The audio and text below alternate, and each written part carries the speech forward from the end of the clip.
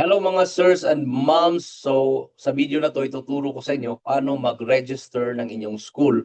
So punta muna kayo dito sa ating website, yung tscc-app.netlify.app or hingi kayo ng link dyan.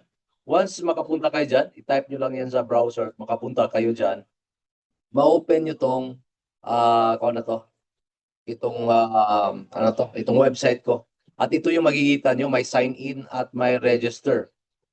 So, malamang dadaling kayo sa sign in. So, click nyo lang yung register school.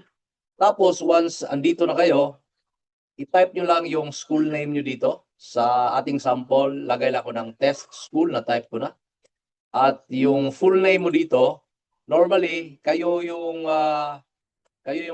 school owner muna ang mag-register.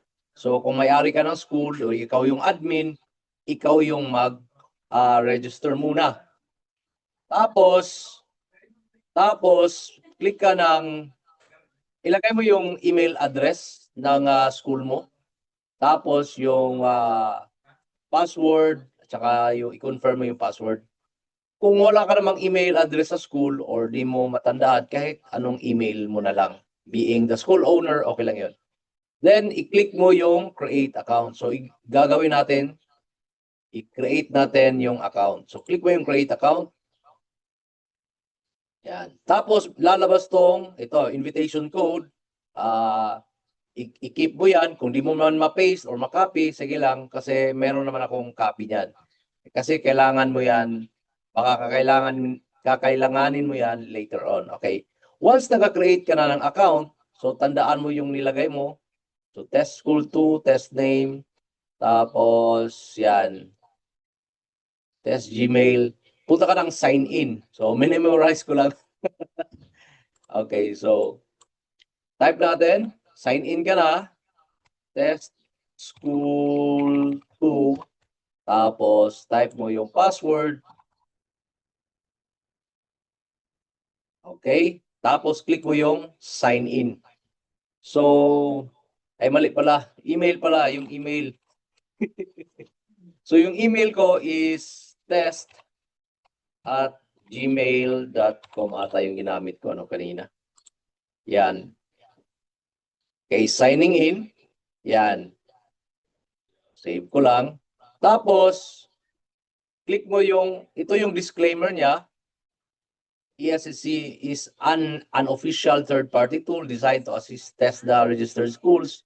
So, hindi kami affiliated or endorsed by TESDA or part of TESDA. Yan yung very clear niyan. Yung TSSC is a compliance management system. So, click mo lang yung I understand, agree. Now, pag nakapasok ka na dito, yung una mong pupuntahan is itong video tutorials. Kasi nasa dashboard ka ngayon. So, i-click mo yung video tutorials at nandito lahat 30 videos to assist you paano gamitin to. So, very short videos lang at ito yung tutulong sa iyo paano mag-set up. Pero for this video, I will advise you na punta ka ng settings. Yan. At i-set up mo yung settings muna dito. Pwedeng gawin mong priority, later na lang to, yung school logo, TESDA logo, or other data dito.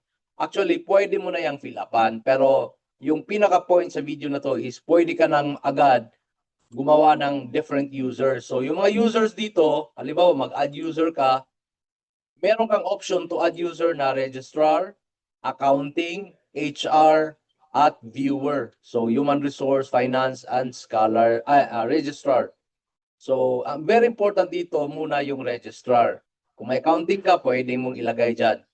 Now, lagay mo lang yung full name niya, yung email address, at yung password, no? Now, yung nagawa natin na email at password, yan yung gagamitin niya to sign in. So once ilagay niya punta siya ng sign in, ilagay niya yung email address na nilagay mo dito at yung password, makakapasok siya dito sa school account nyo. Pero kung registrar lang siya, limited lang yung ma-access niya dito. So mostly yung pangtrabaho ng registrar like scholars, batches, generate docs, yan yung ma-access ng scholar. Okay?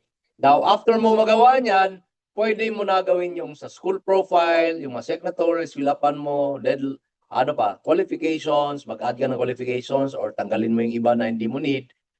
Pero best din na i-advise ko sa inyo, set up nyo yung mga business document tracker nyo. Ibig sabihin yung lahat ng mga legal documents na related sa inyong school ay ilagay nyo dito para matrace nyo kung may pa-expire, may notification sa inyo na mag-expire siya or may i-renew. Now, pwede kayong anytime mag-add ng new document dito. Ito yung kagandahan kasi in case wala dyan yung hinahanap mong document, mag-add ka ng document. So, yan lang mga sirs at mga moms na sanay ko sa Parikoy.